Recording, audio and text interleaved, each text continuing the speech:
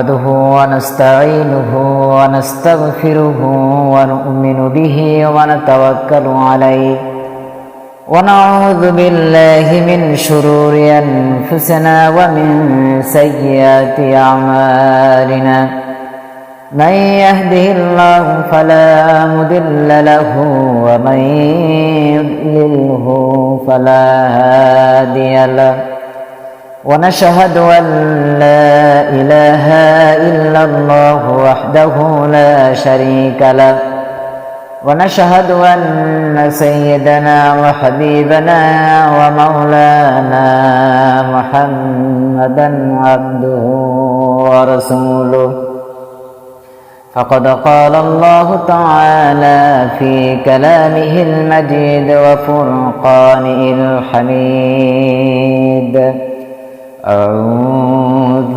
بالله من الشيطان الرجيم بسم الله الرحمن الرحيم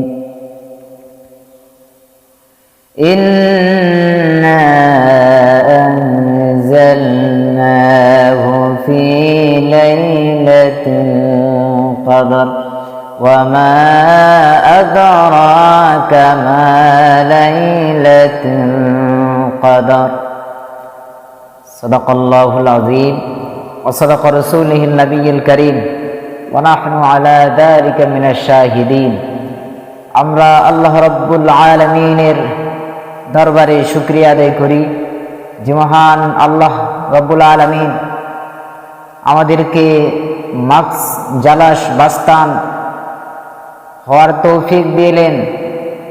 সে রবের দরবারে আমাদের হৃদয় নিংড়ানো ভালোবাসা দিয়ে উজাড় করে আমরা প্রকাশ করছি আলহামদুলিল্লাহ। রব্বানা লাকাল হামদ হামদান কাসীরান তাইয়িবান মুবারাকান ফীহি। বিশ্ব মানবতার মুক্তির দিশারি সাইয়্যিদুল মুরসালিন ইমামুল মুরসালিন আশরাফুল আম্বিয়া রাহমাতুল লিল আলামিন দারাইন সাইয়্যিদ জনাবে মুহাম্মদ রাসূলুল্লাহ সাল্লাল্লাহু আলাইহি ওয়াসাল্লাম। কোরআনুল কারীম হচ্ছে বিশ্ব মানবতার জন্য মুক্তির দিশারি। কোরআনুল কারীমকে আল্লাহ পাক নাজিল করেছেন। এই কোরআনুল কারীম বিশ্ব মানবতার জন্য পথ প্রদর্শক, হুদাল লিন্নাস, এটা মানুষের জন্য পথ প্রদর্শক। আল্লাহ রাব্বুল আলামিন তিনি বিশ্ব নবী জনাবে মুহাম্মদুর রাসূলুল্লাহ সাল্লাল্লাহু আলাইহি সাল্লামের উপরে বিগত 23 বছর ধরে আল্লাহ পাক কোরআন নাজিল করেছেন। হেরা গুহায় যখন তিনি ধ্যানে মগ্ন ছিলেন, 40 দিন সেখানে তিনি ধ্যানে ছিলেন। এরপরে আল্লাহ রাব্বুল আলামিন ওহী নাজিল করলেন, জিবরাইল আলাইহিস সালামকে পাঠালেন। জিবরাইল আলাইহিস সালাম এসে বললেন, ইকরা বিসমি রাব্বিকাল্লাযী খালাক খালাকাল ইনসানা মিন আলাক ইকরা ওয়া রাব্বুকাল আকরাম। হে মুহাম্মদ সাল্লাল্লাহু আলাইহি সাল্লাম, তুমি পড়ো তোমার রবের নামে, যিনি তোমাকে সৃষ্টি করেছেন। তোমার রবের নামেই পড়ো, যিনি তোমাকে সৃষ্টি করেছেন জমাট বাঁধা অন্ধকারের, জমাট বাঁধা এক ফোঁটা নাপাক পানি থেকে, জমাট বাঁধা ডিম্বা থেকে, ডিম্বাণু থেকে, শুক্রকীট থেকে আল্লাহ পাক মানুষকে পয়দা করেছেন। নবী করিম সাল্লাল্লাহু আলাইহি সাল্লাম বলেছেন, লা ইকরা, আমি পড়তে জানি না। জিবরাইল আলাইহিস সালাম নবীজিকে নিজের বুকের সঙ্গে জড়িয়ে ধরে বললেন, ইকরা বিসমি রাব্বিকাল্লাযী খালাক, হে মুহাম্মদ পড়ো তোমার রবের নামে।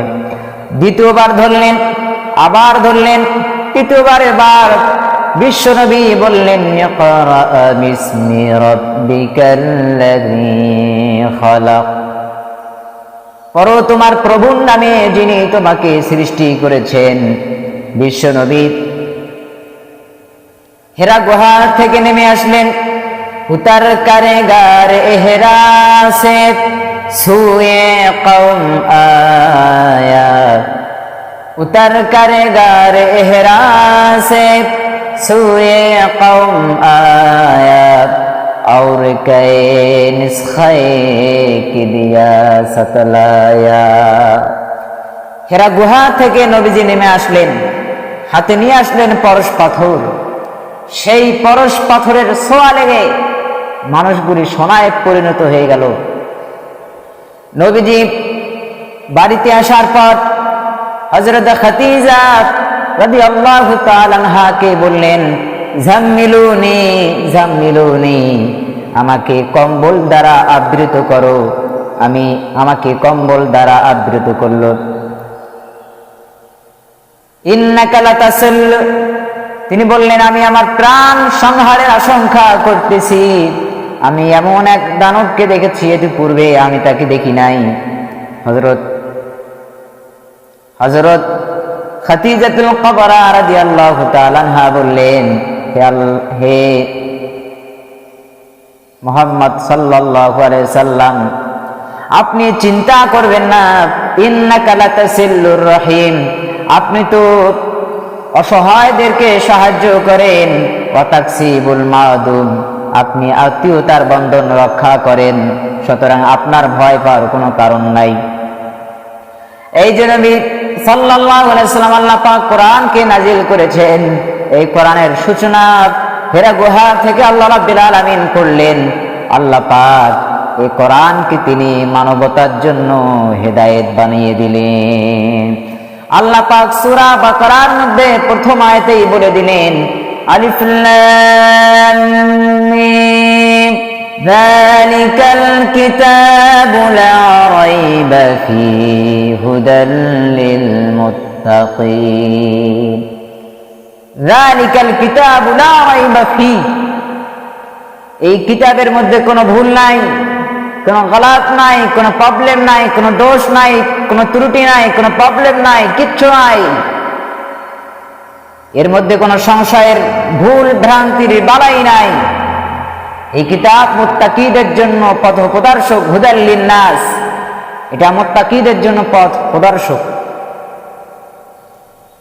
আল্লাহ রাব্বুল আলামিন আল্লাহ তাআলা তিনি কোরআন নাজিল করেছেন, একটা গাইডলাইন উম্মতে মুহাম্মাদী সাল্লাল্লাহু আলাইহি সাল্লামকে দিয়েছেন।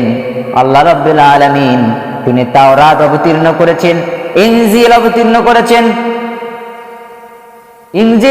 করেছেন, জাবুর অবতীর্ণ করেছেন। কোন কিতাবের বেলায় আল্লাহ পাক এমনটি বলেন নাই যে আমি তাওরাত অবতীর্ণ করেছি, এর রক্ষণা করব আমি ইনজিল অবতীর্ণ করেছি, আমি জব্বুর অবতীর্ণ করেছি, এর রক্ষা করব আমি। কিন্তু আল্লাহ পাক এই কোরআনকে তিনি নাজিল করেছেন আর তিনি বলে দিয়েছেন, ইন্না নাহনু নাযালনা যিকরা ওয়া ইন্না লাহু লাহাফিজুন। মহান আল্লাহ পাক বলেন, নিশ্চয় আমি কোরআন অবতীর্ণ করেছি আর এর রক্ষণাবেক্ষণের দায়িত্ব সবটাই আমি আল্লাহ রাব্বুল আলামিন গ্রহণ করেছি। কোরআন যে আল্লাহ পাক হেফাজত করলেন, তার সর্বশ্রেষ্ঠ মাধ্যম হচ্ছে কোরআনকে আরবি ভাষায় পড়তে হবে, অন্য কোনো ভাষায় পড়া জায়েজ নাই। কোরআনকে বোঝার জন্য আপনি ইংরেজি, আরবি, উর্দু, ফার্সি, আরবি, সুরিয়ানি যে কোনো ভাষার আশ্রয় নিতে পারেন। কিন্তু কোরআন যখন তেলাওয়াত করবেন, তখন কোরআন তেলাওয়াত করতেই হবে আরবি ভাষায়। এটা আরবি ভাষায় আল্লাহ পাক নাজিল করেছেন। আল্লাহ রাব্বুল আলামিন কোরআনকে এভাবে তিনি হেফাজত করেছেন। আল্লাহ পাক কি কোরআন আমাদেরকে শিখিয়েছেন, কি কোরআন আমাদেরকে শোনায়েছেন। কোরআনের কাছে কেউ যদি প্রশ্ন করে, ও কোরআন কে তোমাকে নাজিল করেছে, তুমি কোত্থেকে এসছো, এই প্রশ্ন কেউ যদি কোরআনের কাছে করে, কোরআন তার প্রশ্নের জবাব দিতে পারে কিনা কোন? কোরআন বলে তানজিলাম মিম্মান খালাকাল আরদা ওয়াস সামাওয়াতিল উলা। এই কোরআন নাজিল করেছেন যিনি ওই বিশাল সুউচ্চ আকাশ আর জমিনকে তিনি নাজিল করেছেন, জমিনকে তিনি সৃষ্টি করেছেন, সে আল্লাহ রাব্বুল আলামিন আমাকে অবতীর্ণ করেছেন। কোরআনের কাছে কেউ যদি প্রশ্ন করে, ও কোরআন তুমি কোথায় ছিলে, তোমার বাড়ি কোথায় ছিল, এই প্রশ্ন কেউ যদি কোনো ব্যক্তি যদি কোরআনের কাছে প্রশ্ন তুলে, কোরআনুল কারীম তার প্রশ্নের জবাব দেয়। কোরআনুল কারীম তার প্রশ্নের জবাবে বলে, কোরআনুল কারীম তার প্রশ্নের অ্যান্সার দিতে গিয়ে বলে, এই প্রশ্ন কেউ যদি কোরআনের কাছে করে, ও কোরআন কে, তোমাকে কোত্থেকে এসছো, তোমার বাড়ি ছিল, তোমার ঘর, তোমার মাকাম কোথায় ছিল? কোরআনুল কারীম বলে, কোরআনুল কারীম বলে, কোরআনুল কারীম বলে, আমি সংরক্ষিত সুরক্ষিত ফলকে লিপিবদ্ধ ছিলাম। বাল হুয়া কুরআনুম মাজিদুন ফি লাওহিন মাহফুজ। আমি লৌহে মাহফুজে সুরক্ষিত ছিলাম, সেখান থেকে আমি এসেছি। এরপরে যদি কোরআনকে প্রশ্ন করা হয়, ও কোরআন তুমি কার উপরে অবতীর্ণ হয়েছো, সে মানুষটার নাম বলো। কোরআনুল কারীম তার নাম বলতে পারে। কোরআনুল কারীম বলে ওয়ামা নুজ্জিলা আলা মুহাম্মাদ ওয়া হুয়াল হাক্কু মির রাব্বিহিম। ঈমান আনো সেই জিনিসের উপরে যেটা মুহাম্মদ সাল্লাল্লাহু আলাইহি সাল্লামের উপরে অবতীর্ণ হয়েছে। আবার আয়াতে জবাব পাওয়া যায়, তাবারাকাল্লাযী নাজ্জালাল ফুরকানা আলা আবদিহি লিয়াকুনা লিল আলামিনা নাযীরা। এই কিতাব অতীব বরকতপূর্ণ, সে মহান সত্তা, সে আল্লাহ রাব্বুল আলামিনের পক্ষ থেকে এই কিতাব তিনি অবতীর্ণ করেছেন। কোরআনের নাম আমি বলেছি কোরআন নয়, কোরআনের অনেক নাম রয়েছে। আল ফারকু বাইনাল হক ওয়াল বাতিল। কোরআন হচ্ছে সেই মহাসত্য যা সত্য মিথ্যার মধ্যে পার্থক্য সূচিত করে, যা সত্য মিথ্যার মধ্যে তাফরিকা সৃষ্টি করে, পার্থক্য সৃষ্টি করে, যা সত্যকে মানুষের সামনে বুঝায় দেয়, তার নামই হচ্ছে ফুরকান, তার নামই হচ্ছে কোরআন। এবার যদি প্রশ্ন করা হয়, ও কোরআন বুঝলাম তুমি নবীজির উপরে নাজিল হয়েছো, এবার জবাব দাও তুমি কখন নাজিল হয়েছো, কোন মাসে নাজিল হয়েছো?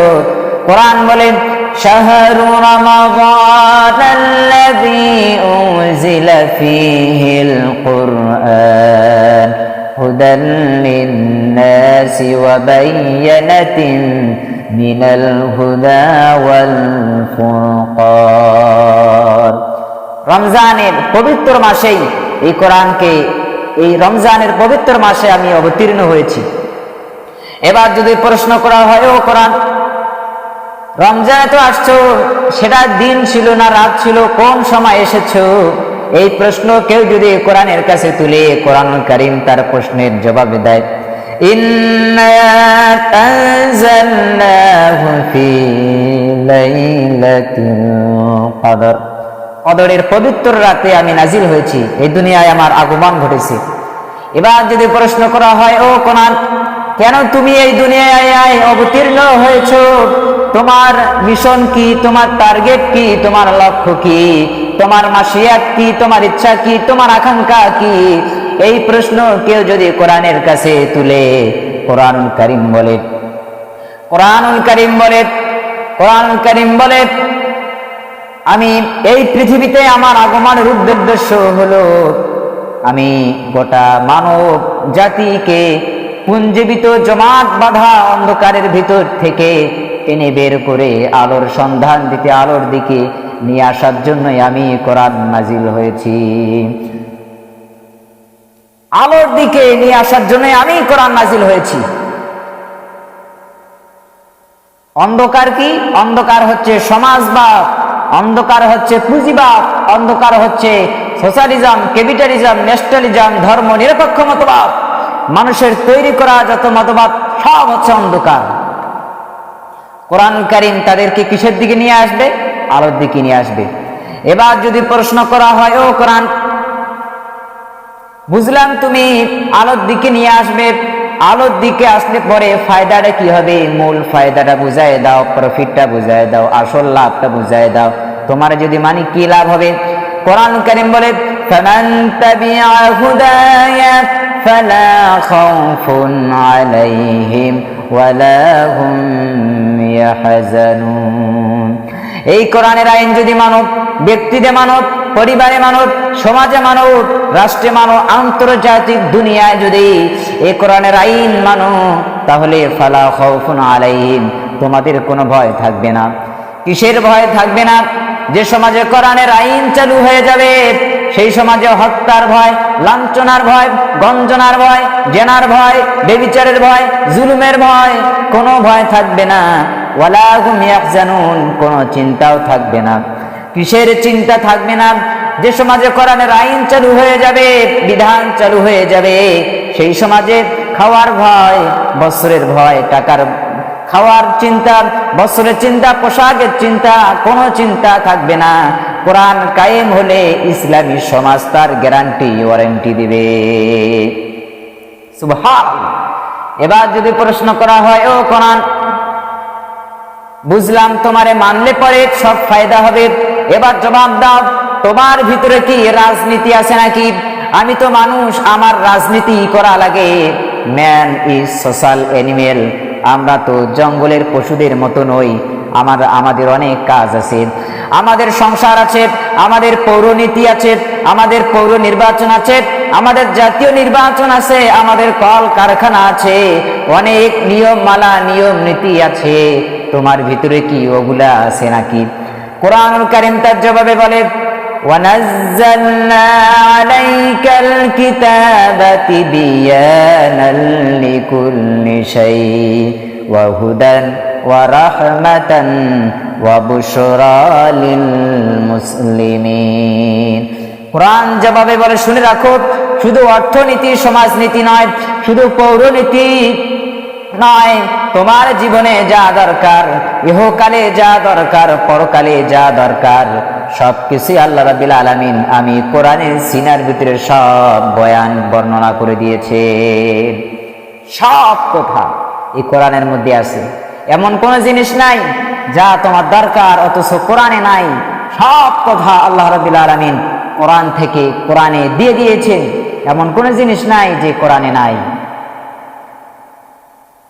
যতদিন মানুষ এই কোরআনের আইন মেনে নিয়ে, কোরআনুল কারীমের অধীনস্থতা মেনে নিয়ে পৃথিবীতে মর্যাদা লাভ করেছিলেন, কবি বলেছেন, वो जमाना में मुअज़्ज़ज़ थे मुसलमान होकर, वो जमाना में मुअज़्ज़ज़ थे मुसलमान होकर, और तुम खर बने हो तारिखे कुरआन होकर।